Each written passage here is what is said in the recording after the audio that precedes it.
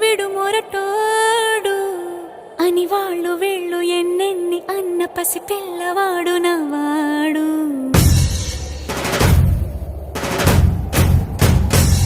విడు ముండోడు అని ఊరు వాడ అనుకున్న గాని మహారాజు నాకు నవాడు.